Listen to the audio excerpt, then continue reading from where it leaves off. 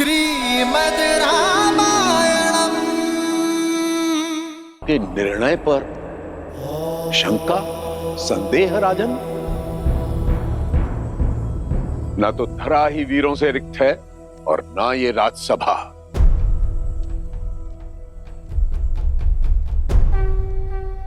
राम,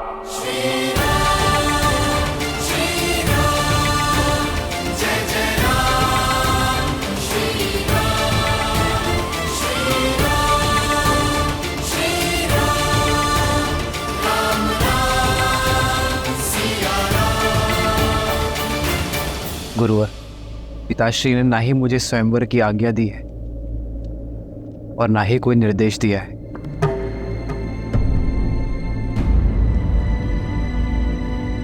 इस सभा में इसी समय तुम्हारा पिता कौन है राम? ब्रह्म ऋषि, आज से आप ही इनके माता पिता हैं।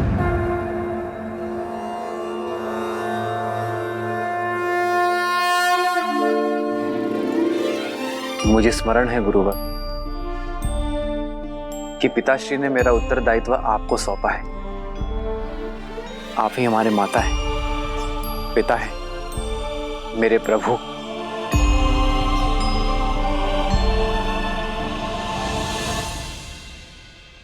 इस भरी सभा में अपमानित करने वाले वचन सुनकर भी तुम मौन रहे ताकि मेरे शिष्य होने की मर्यादा ना मिटे।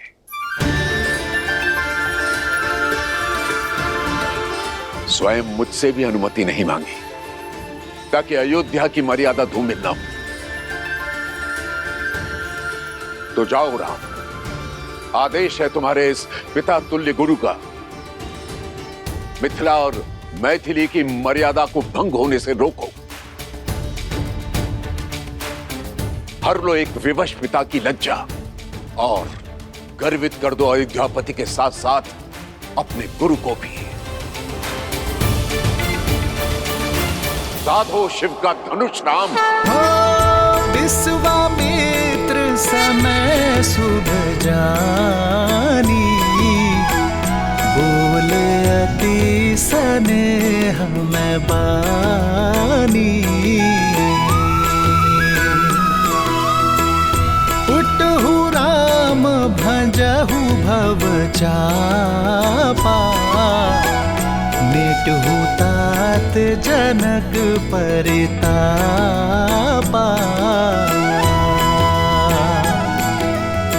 सुने गुरु बचन चरण सिरुनावा, विजयी भव। हर्षु विषादु न कछुर आवा। ठाणे भय उठी सहज सुभाए, ठवनी जुबा मृग राजु लजाए।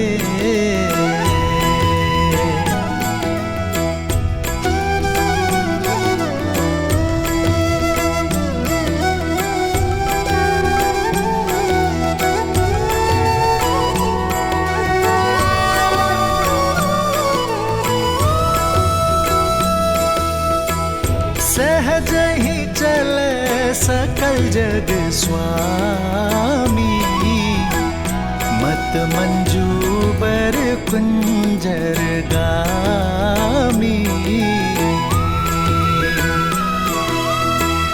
चलत राम सब पुर नर नारी, पुलक पूरी तन भय सुखारी।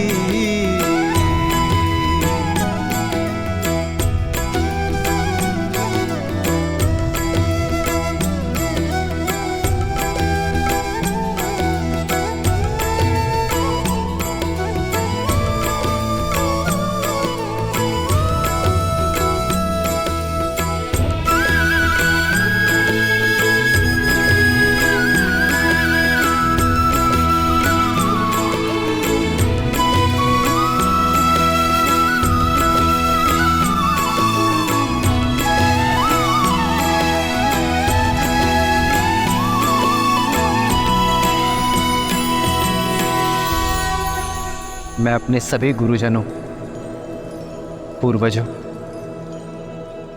पिताश्री दशरथ और माताओं को नमन करता हूं मैं अपने इष्ट महादेव को, और अनुमति के साथ आशीर्वाद की प्रार्थना करता हूं। महाराज, अब मुझे संकोच हो रहा है। जिस धनुष को रावण समेत कोई महाबली हिला भी नहीं पाया, क्या ये कोमल तरुण इस धनुष को उठाकर प्रत्यांचा चढ़ा भी पाएगा? कोई वीर आज तक सुबाहु और ताड़का जैसे राक्षसों का अंत भी तो नहीं कर पाया, सुनैना। ये महाधनुष बाहुबल से नहीं, आत्मबल से उठाया जा सकता है।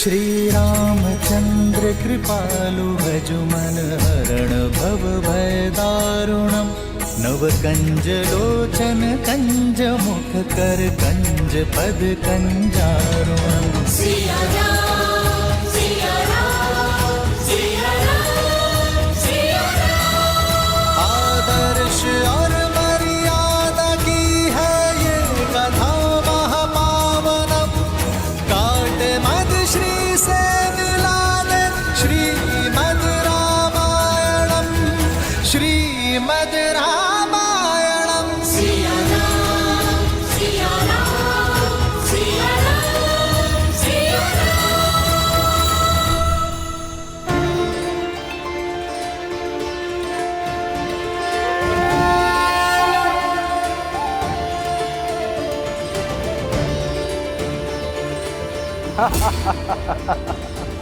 अब महाबलियों के बीच बालक भी प्रतियोगिता में भाग लेने लग गए।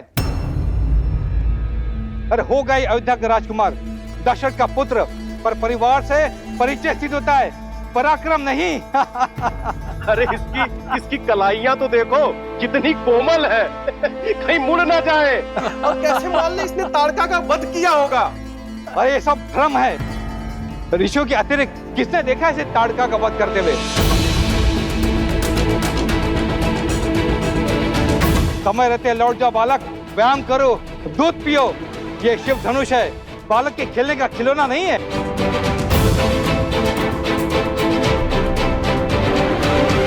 सुना है मात्र 8 वर्ष की आयु में सीता ने इस धनुष को उठा लिया था। ये सब कहानियां हैं।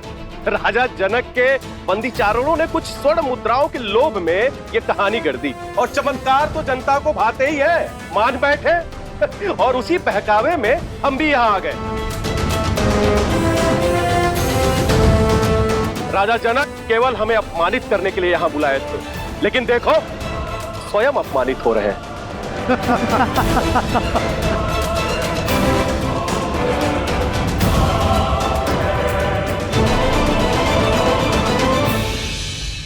अब समझ आया महादेव कि श्री राम को मिथिला ले जाने के लिए विश्वामित्र ने क्यों विलंब किया। वह पूरे संसार को बताना चाहते थे कि इस समय संसार में श्री राम से श्रेष्ठ और कोई नहीं, केवल वही है जो इस असंभव को संभव कर सकते हैं।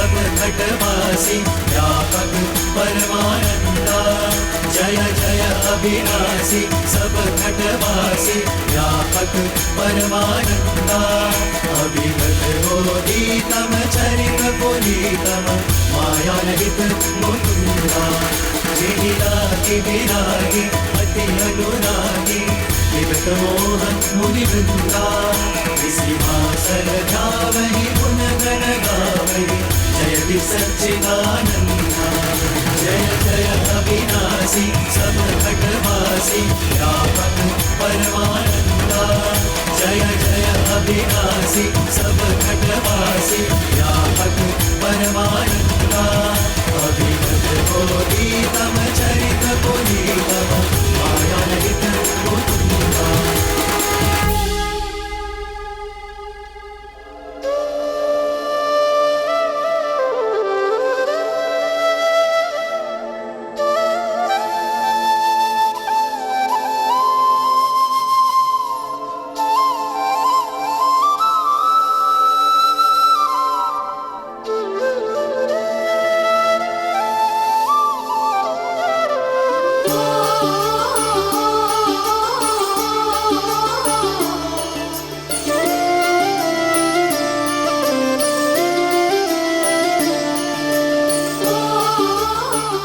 किसने सोचा था कि महाविनाश करने वाला महाधनुष पिनाक प्रेम का संयोजक बनेगा, भगवान विष्णु और देवी लक्ष्मी के मिलन का मार्ग प्रशस्त करेगा।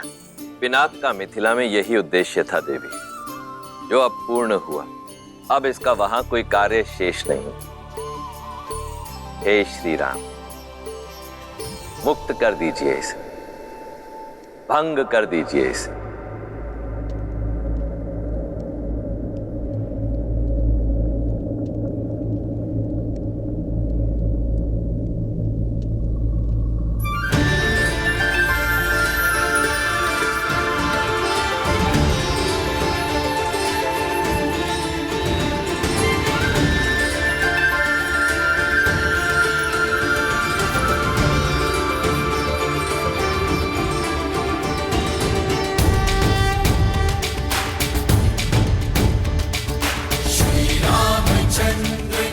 रामचंद्र की, श्री रामचंद्र की, श्री रामचंद्र की, श्री रामचंद्र की।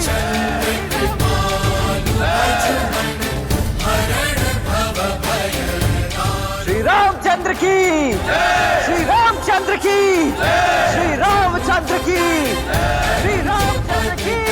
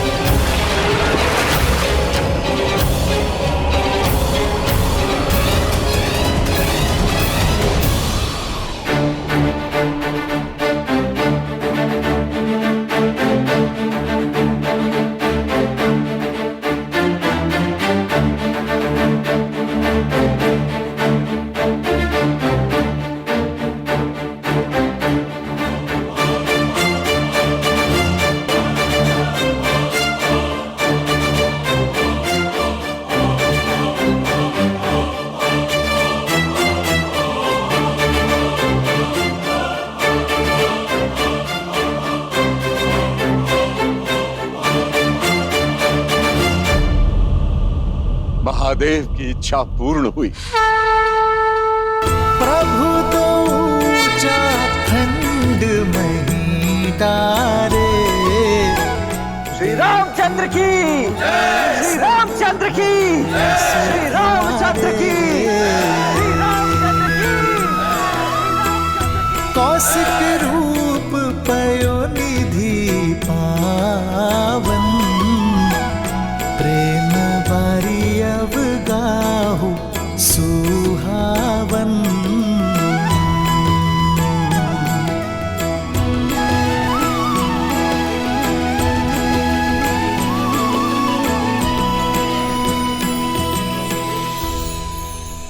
आपने अपने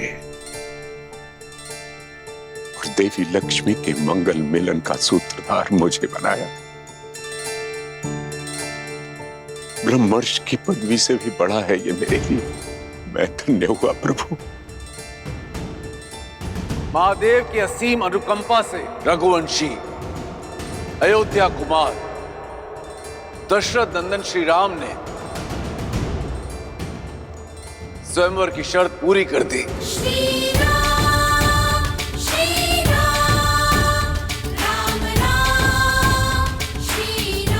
मेरी पुत्री से विवाह के लिए अपनी पात्रता सिद्ध कर दी।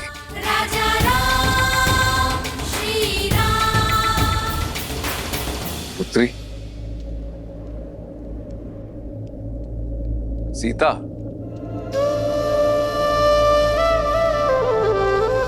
जी।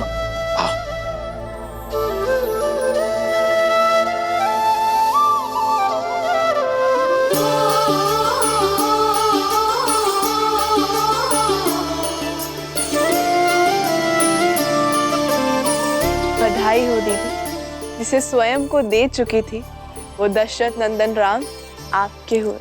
नहीं, मैं श्री राम की हूँ। जन्म जन्म का है ये संगम, राम रतन सीता वैभव धन। एक है पौरुष एक समर्पण, एक है रूप तो दूजा दर्पण। राम है लोचन सीता दृष्टि, राम है बादल सीता वृष्टि। राम सिया राम सिया राम सिया राम, राम सिया राम सिया राम।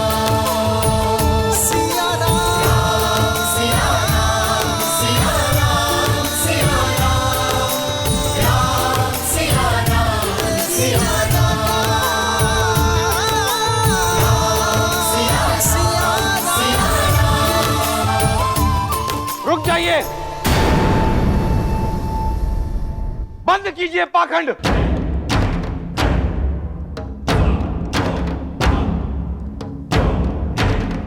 यह चुनाव अनैतिक है। शर्त धनुष पर प्रत्यंचा चढ़ाने की थी, उसे तोड़ने की नहीं।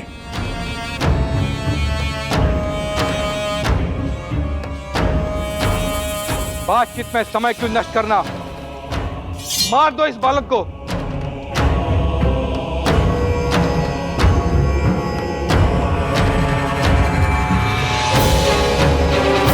और कर लो सीता का हरण। यदि जनक की सेना बीच में आई तो कर दो वध, क्योंकि कोई भी शिव धनुष अब मिथिला की रक्षा के लिए नहीं है। सावधान,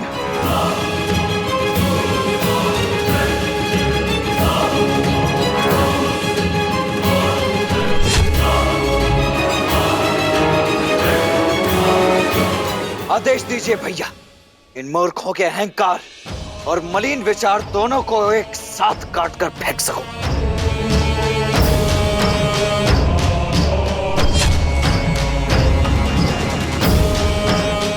मेरे बाण तो कब से इन्हें चीरने के लिए आतुर हो रहे हैं। ये मनुष्य नहीं है, ये मनुष्यों के भेष में राक्षस है, राक्षस। आप बस आज्ञा दीजिए भैया। ये कामदेव जैसे दिखने वाला कोमल बालक कार्तिकी जैसे प्रचंड कैसे हो गया? लक्ष्मण,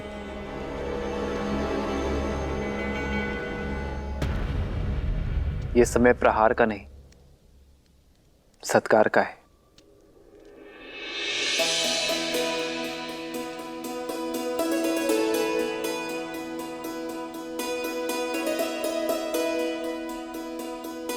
आप सब बड़े हैं हमसे। मेरे भाई की भूल को क्षमा करें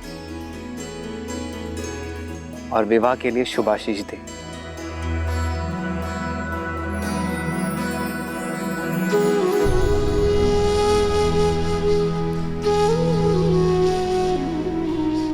अपराध के लिए आशीष नहीं मिलता है। तुमने शिव धनुष को भंग किया है अवध कुमार। अपराधी नहीं, छल भी किया है, क्योंकि जो कार्य हम सब मां बलि मिलकर एक साथ नहीं कर सके, उसे तुमने कैसे संपन्न कर दिया? शिव धनुष को ऐसे उठाया जैसे कोई पुष्प हो। यह माया है। ये माया नहीं, आभार की छाया है। आप सभी में अहंकार का भार था, ईर्ष्या थी, शक्ति का मत था, पर महादेव का धनुष काम, क्रोध, मद, लोभ, मोह के भार से नहीं, आभार से उठाया जा सकता है।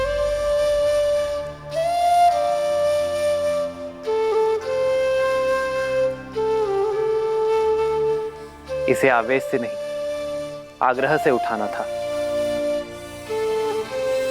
महादेव के धनुष को उठाने का इससे अच्छा मार्ग कोई हो ही नहीं सकता।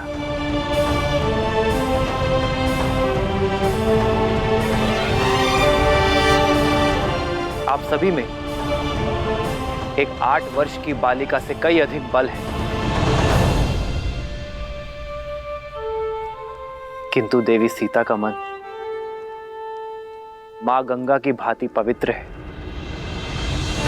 उन्होंने धनुष उठाने की अनुमति मांगी तो महादेव ने उन्हें अनुमति दे दी, और आज महादेव ने मुझे भी निराश नहीं किया।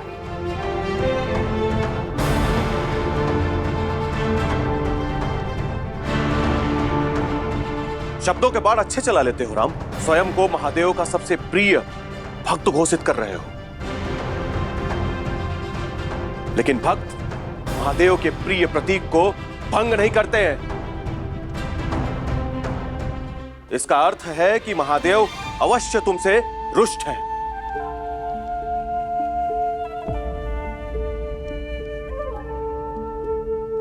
और हम उनका सम्मान उन्हें पुनः लौटाएंगे, तुम्हें मार के। फिर से कहना, फिर से कहना। शांत हो जाओ लक्ष्मण, शांत हो जाओ।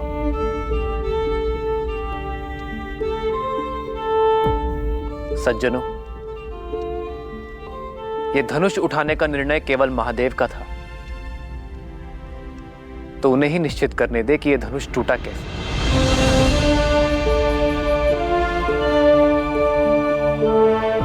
महादेव का दूसरा नाम उद्देश्य है। मैं तो केवल एक निमित्त हूं। यह धनुष स्वयं इसलिए भंग हुआ क्योंकि कदाचित इसके होने का उद्देश्य पूर्ण हो चुका था।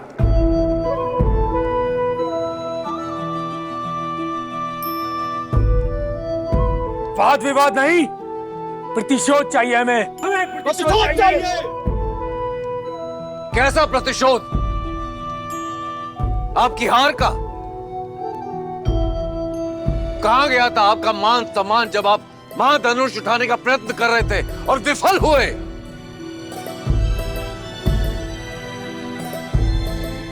ये स्वयंवर है और इस स्वयंवर का निर्णय हो चुका है।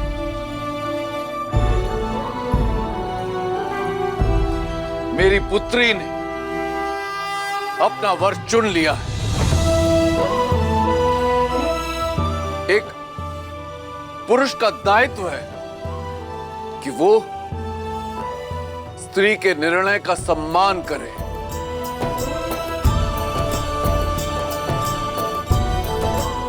ना कि अपने अभिमान की अग्नि में उसके चैन की आहुति दे दे।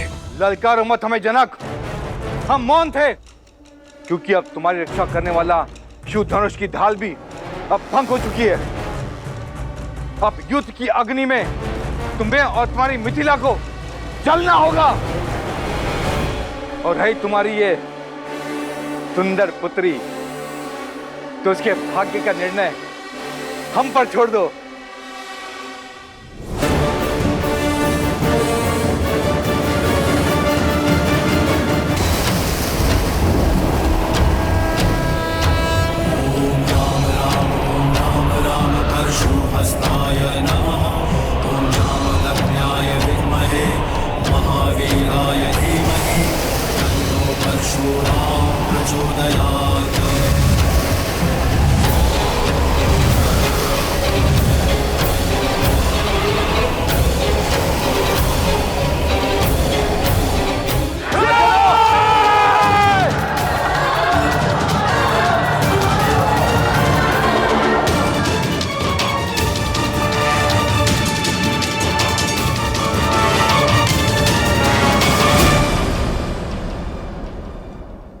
महादेव ने अपना कवच मिथिला से इसलिए उठाया है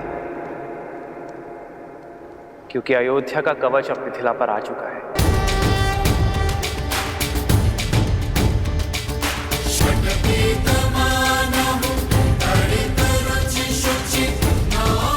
आप सब विवाह में आए इसलिए आपसे आशीष मांगा था, किंतु यदि आप युद्ध के लिए ललकार रहे हैं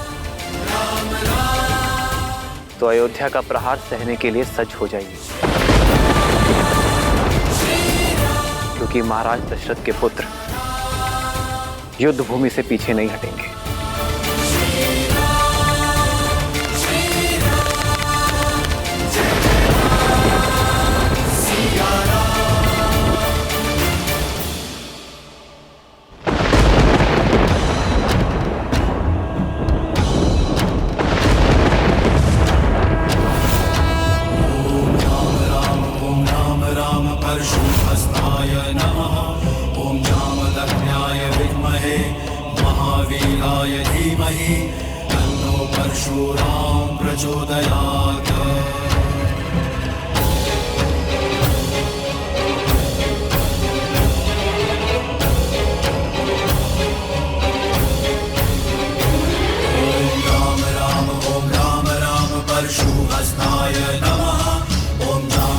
किसने भंग किया मेरे गुरु महादेव का ये धनुष? उस दुस्साहसी का नाश करने ये राम आया है। क्षत्रियों का काल आया है, परशुराम आया है।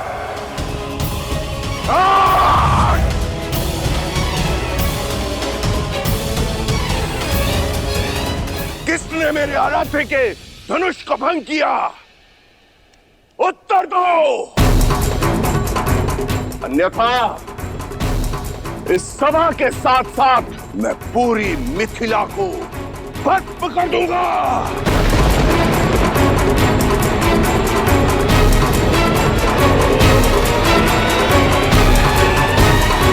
बंद कर दो ये सारे द्वार, कोई कहीं नहीं जाएगा।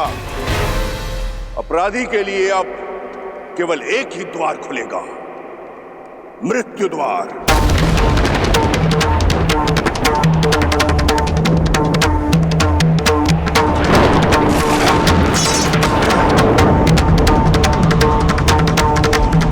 इक्कीस बार इस धरा को मैंने अभिमानी क्षत्रियों से विहीन किया है, 22वीं बार विनाश को निमंत्रण मत दो। बताओ किसने किया यह दुस्साहस? प्रभु छोड़ दीजिए, क्षमा कीजिए प्रभु, क्षमा कीजिए प्रभु। महादेव के अपराधी के नाम ना बताना भी मृत्यु प्राप्त करने के लिए पर्याप्त है। प्रभु परशुराम,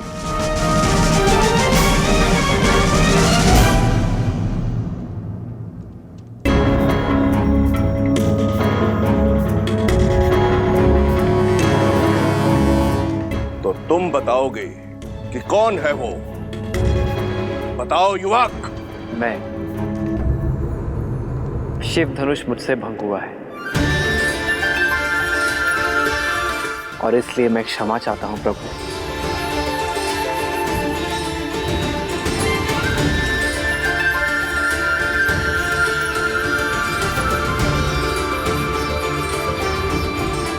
मत कीजिए क्षमा प्रभु, इसे क्षमा मत कीजिए। ले लीजिए इसे प्राण, यही है वो महापापी। हाँ भगवान, यही वो दुस्साहसी है जिसने शिव धनुष को भंग किया है। गुरुदेव, हम तो इसको खुद दंडित करने जा रहे थे, उसी क्षण आप प्रकट हो गए और यह शुभ कार्य आप अपने हाथों से कीजिए गुरुदेव। प्राण हर लीजिए इसके। तुमने, ये परशुधारी राम जिसका रक्षक है, वो महाधनुष तुमने तोड़ा। अपना परिचय दो बालक। मैं भी राम, अयोध्यापति दशरथ का ज्येष्ठ पुत्र राम।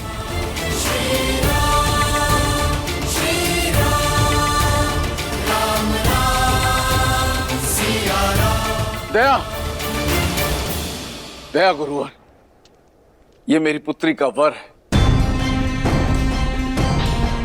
अद्भुत। इतना गहन अपराध करके भी ये बालक मेरे समक्ष निर्भीक होकर विश्वास पूर्वक खड़ा है। मैं तुम्हारे साहस से अभिभूत हुआ राम, किंतु फिर भी दुर्भाग्यवश मुझे तुम्हारा वध करना होगा।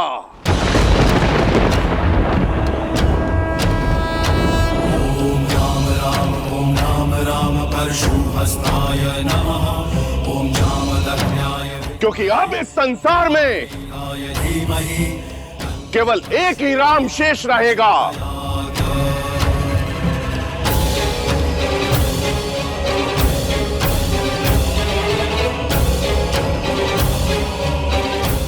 धनुष का रक्षक परशुराम या धनुष का भंजक राम। परशुराम प्रचोदयात्।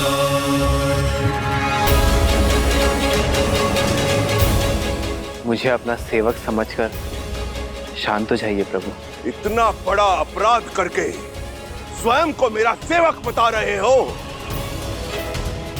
जनक, बताओ इस दृष्ट को कि कौन सा था वो धनुष। दीदी, यदि युद्ध छिड़ गया तो बहुत बड़ा अनर्थ हो जाएगा।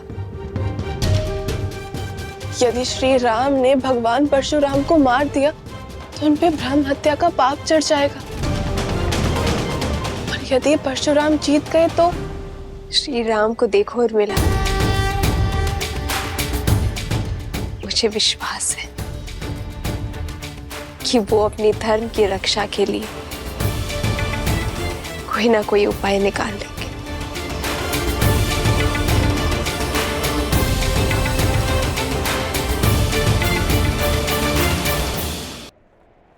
मेरी पुत्री ने इन्हें वर के रूप में चुना है।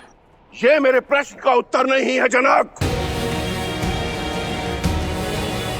उत्तर दो, बताओ कौन सा था वो धनुष।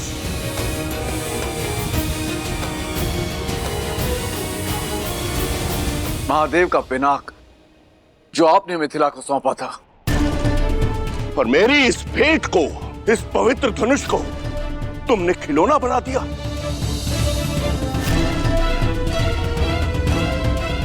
इन युवकों के मनोरंजन का साधन।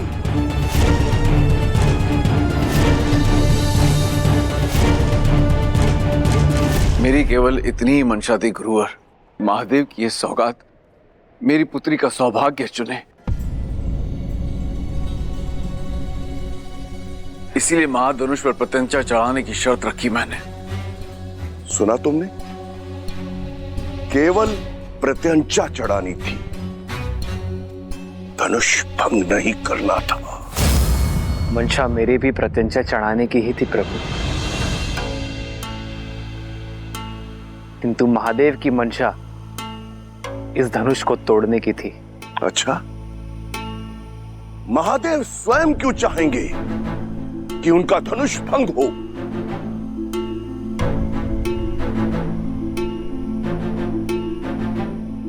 महादेव जिन्होंने हर क्षण न जाने कितने ब्रह्मांडों को नष्ट किया, जिन्हें उन्होंने स्वयं रचा है,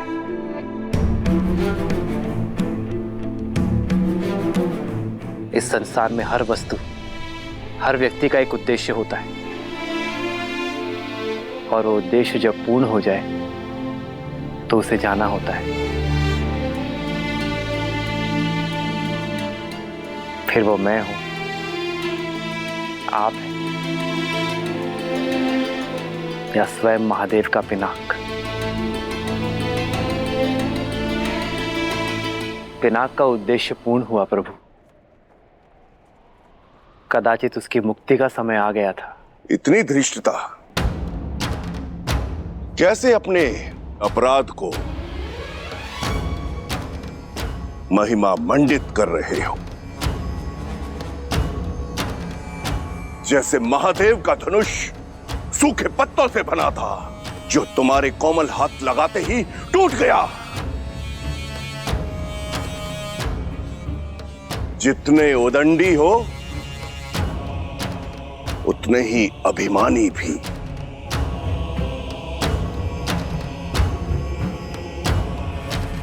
अपने अपराध का दोष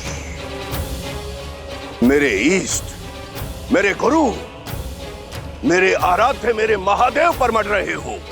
मैंने तो केवल वही कहा जो सत्य है। सत्य? और एक सत्य मुझसे भी सुन लो। आज तुम्हारे जीवन का उद्देश्य पूर्ण हुआ।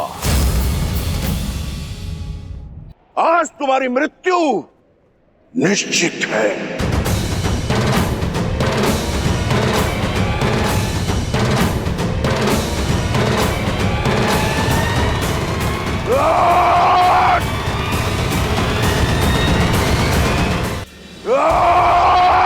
सावधान परशुपति।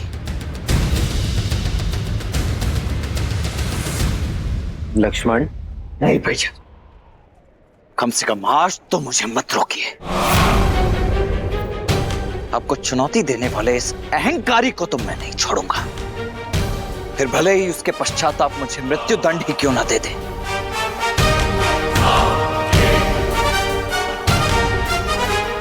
स्वयं वर में आए हो बालक, या स्वयं मरण में? लगता है दोनों भाइयों में होड़ लगी है कि पहले मृत्यु लोक कौन जाएगा।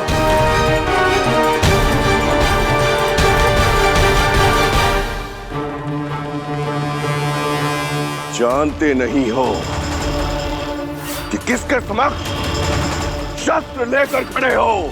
जानता हूं, भली भांति जानता हूं।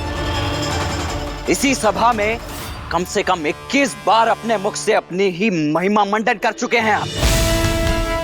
अब तो बच्चे बच्चे को कंठस्थ हो गया होगा। परशुधारी राम हैं आप, परशुराम, जिन्होंने 21 बार क्षत्रिय वंश का नाश किया, जिन्हें संसार भगवान विष्णु का अवतार भी मानता है, और जो स्वयं महादेव के परम भक्त हैं। यही ना? या कुछ शेष रह गया है? यदि रह गया हो तो बता दीजिए। जहां इतनी बार सुन लिया, एक बार और सही, मैं सच जाऊं। बालक, मेरा परिचय जानकर भी मेरे प्रशु की तार पर खड़े हो। आत्महत्या करने की इतनी शीघ्रता क्या है मूर्ख? मान लिया कि मैं मूर्ख हो सकता हूं, परंतु आप तो परम ज्ञानी हैं। फिर बालकों की भांति राई का पहाड़ क्यों बना रहे हैं? अरे पुराना धनुष था, टूट गया सो टूट गया, बस। महादेव भी ये बात जानते होंगे, तभी तो यहां रख छोड़ा धनुष।